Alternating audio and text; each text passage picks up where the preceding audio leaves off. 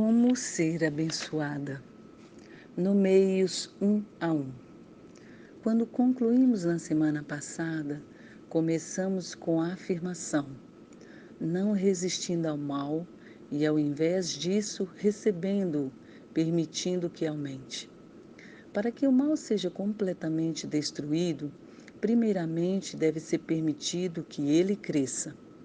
Não conseguimos atrair outras pessoas para o Senhor por causa do nosso estilo de vida, pois acolhemos pensamentos errados, princípios mentirosos que são aceitos e promovidos não apenas pela sociedade, mas também pela igreja, que vive ignorante aos princípios do Senhor e acaba seguindo a mesma reação ao mal que qualquer outra pessoa no mundo segue.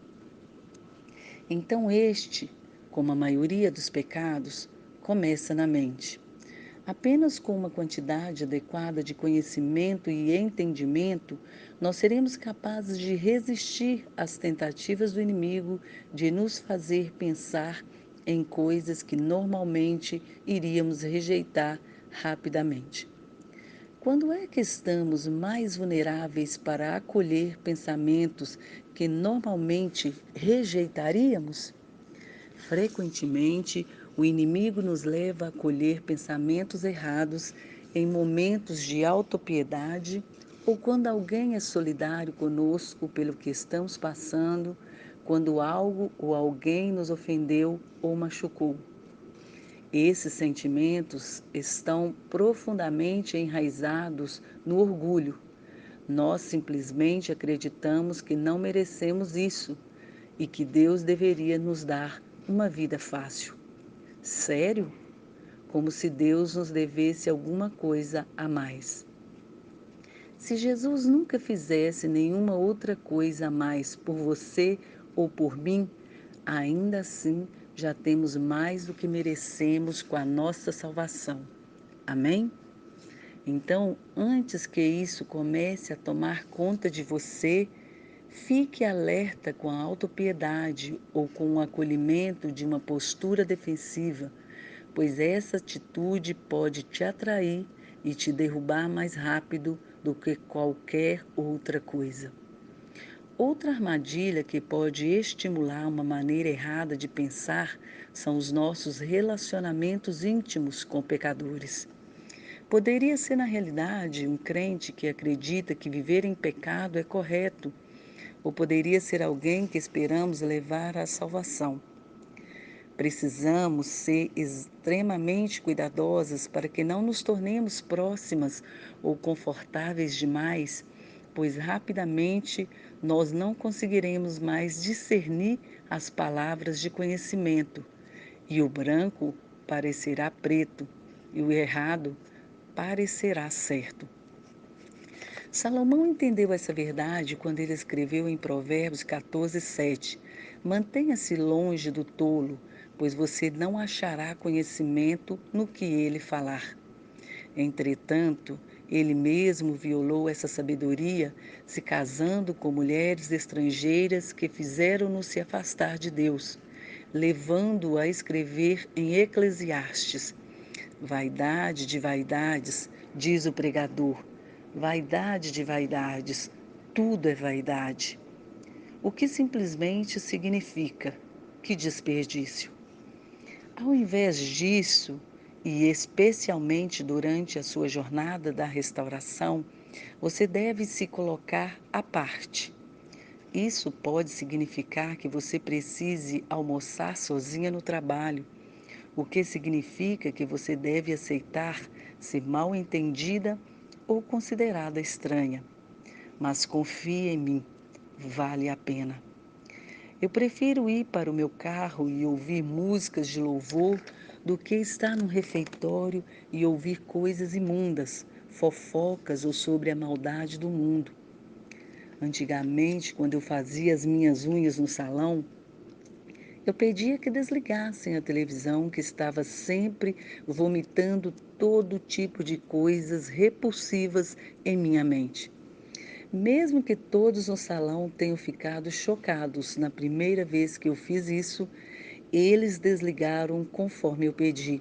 e todo o ambiente se transformou. Das outras vezes, quando eu chegava no salão, eles já desligavam a televisão.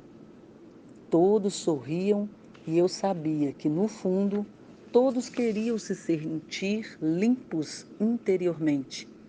Isso também me ajudou a falar de uma forma mais natural com todos.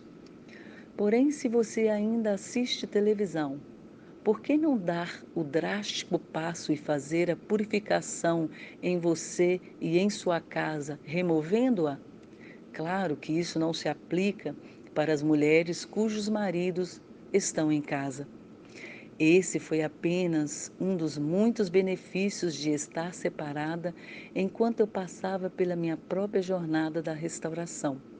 E quando meu marido voltou 2 anos depois, ele permitiu que o televisor fosse zona proibida para as crianças. Aleluia! Então, se você está separada, não permita televisão em sua casa. Não importa o que os seus filhos digam. Se você é a líder espiritual da sua casa, você deve exercer a sua autoridade espiritual. Mulheres, Jesus é o seu marido. Ele irá apoiá-la.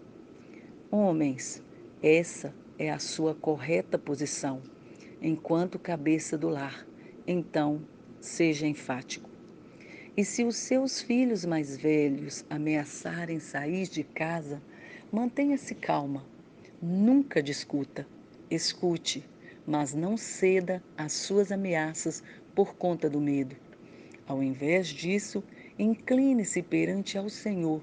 Diga que você está confiando nele, nessa e em todas as batalhas. Como alguém combate as tentações da fraqueza? A resposta é encontrada em 1 Pedro 3,11. Afaste-se do mal e faça o bem. Busque a paz com perseverança. O primeiro passo para resistir à tentação é simplesmente se afastar do mal, o que significa que você não deve permanecer lá e ficar olhando para isso. E é importante observar o que fazer. O segundo passo, e mais importante, é que você deve então fazer algo bom. Essa passagem é especialmente importante como um todo, pois é aplicável a tantas de nós que somos tentadas a dizer algo que não deveríamos. O versículo continua e diz que nós devemos buscar a paz com perseverança. Então, na área em que muitas de nós estamos tentando conquistar nossas línguas, essa passagem nos dá uma das curas: parar de falar. E talvez até mesmo nos afastarmos da pessoa para quem nós diríamos algo que não deveríamos dizer. Simplesmente vire-se e olhe para o céu, clamando em seu espírito para Deus ajudá-la. E então, imediatamente, faça o bem, tomando suas palavras equivocadas que você não deveria ter dito ou até mesmo pensado em dizer, e confiando em Deus para dizer algo de bom, abençoando. Pode ser algo do tipo: me desculpe, eu errei ao dizer isso. Por favor, me perdoe. A verdade é que. E então edifique essa pessoa com palavras bondosas. Essa é a bênção de que estaremos falando na próxima semana. Uma vez que você continue seguindo adiante com a busca da paz, continue perseguindo-a. Aceite as palavras indelicadas que a pessoa continua dizendo para você e concorde, apenas balançando a cabeça e dizendo calmamente: você está certo. Isso é buscar a paz. E você descobrirá que vocês não estão mais em lados opostos. Vocês agora estão do mesmo lado. A outra pessoa pode estar com raiva, chateada ou machucada. Então, ao concordar com seus sentimentos e sendo compreensiva, você neutralizará qualquer discussão desrespeitosa. Se não é com palavras que você está fazendo mal, mas ao olhar ou escutar o que não deveria, então, ao invés de ler algo errado ou mal, substitua por ler a Bíblia. Se você tem bisbilhotado lendo os e-mails de seu marido, por exemplo, ou algo que alguém te enviou e que você sabe que não deveria ler, pare e pegue a sua Bíblia. Se você está assistindo televisão, então desligue-a. Abra uma mensagem inspiradora em seu telefone, tipo a nossa série Seja Encorajada, ou algo que você sabe que te fará progredir adiante.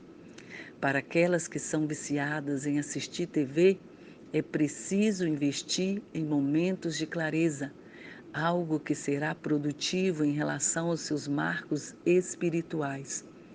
Mensagens adequadas e pensamentos adequados trarão paz e renovarão a sua mente, além de estimular o seu apetite por coisas boas, ao invés de alimentar a sua carne.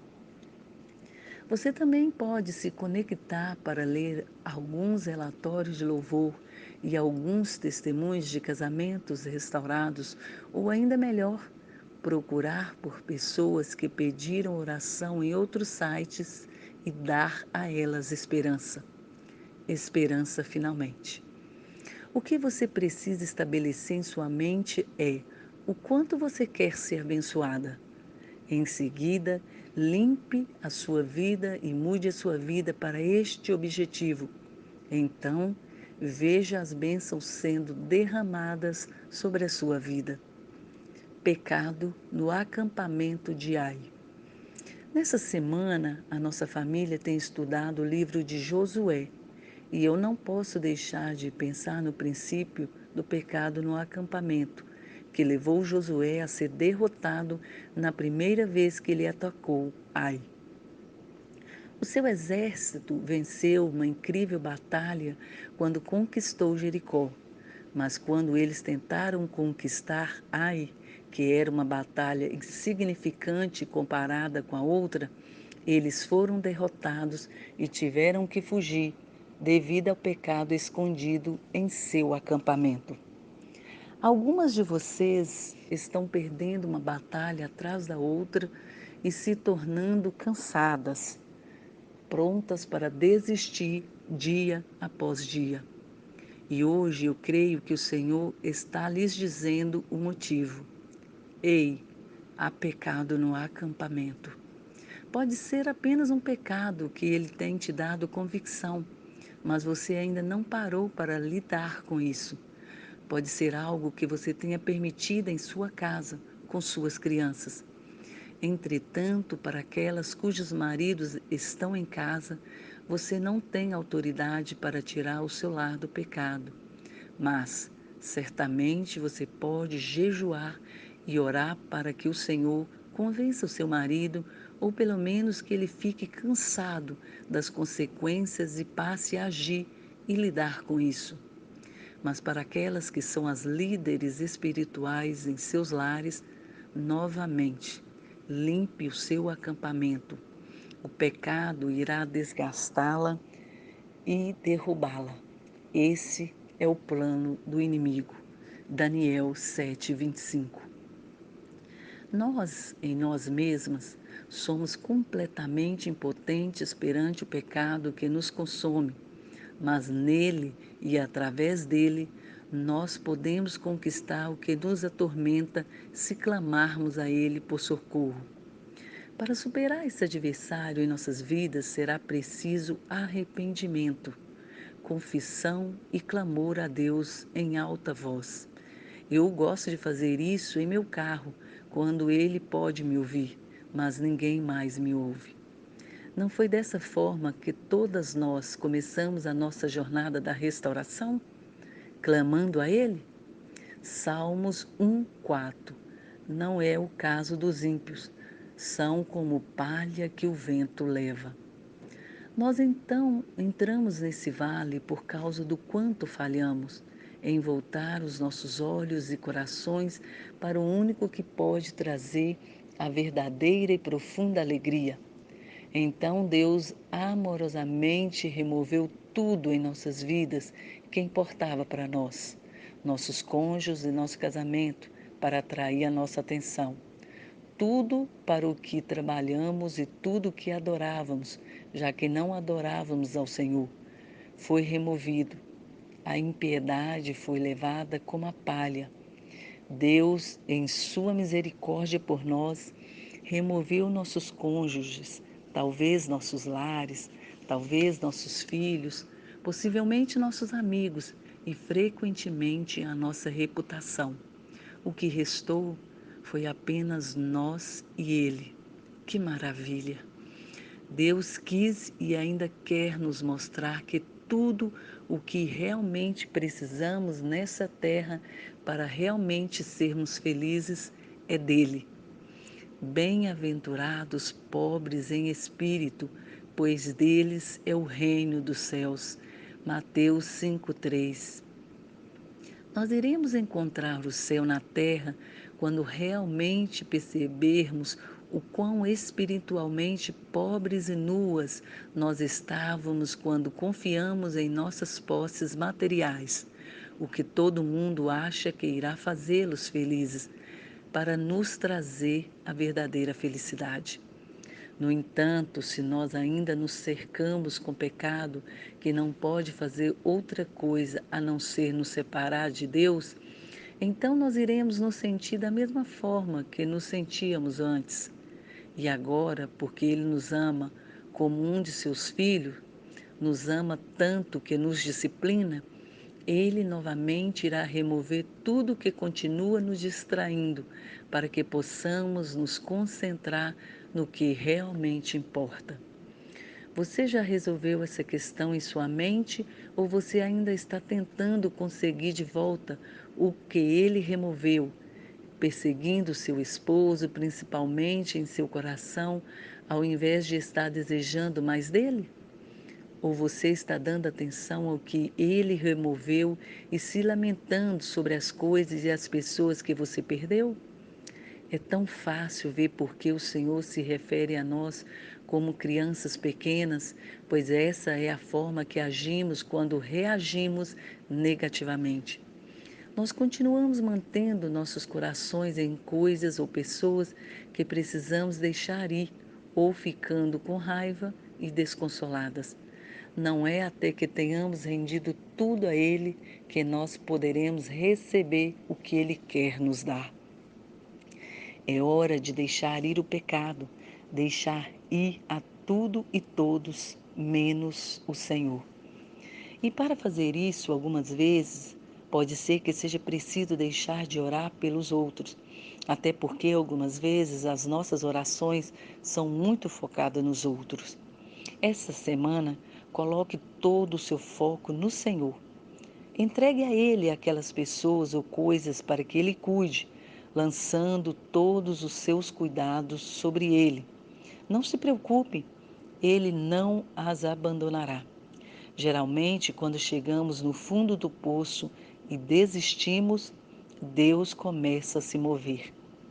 Entregue a Ele o seu cônjuge, o seu casamento e todas as pessoas que precisam de salvação. E então, durante essa semana, simplesmente agradeça-o. Invista o seu tempo agradecendo e louvando-o. Faça uma lista com tudo o que ele tem feito e louve-o por todas as coisas, uma por uma. Separe um tempo para louvá-lo. Geralmente, ouvir certas músicas te levará a um espírito de louvor e adoração e gratidão. Vamos novamente nos aprofundar em seu amor, nos cercando com mais e mais dele.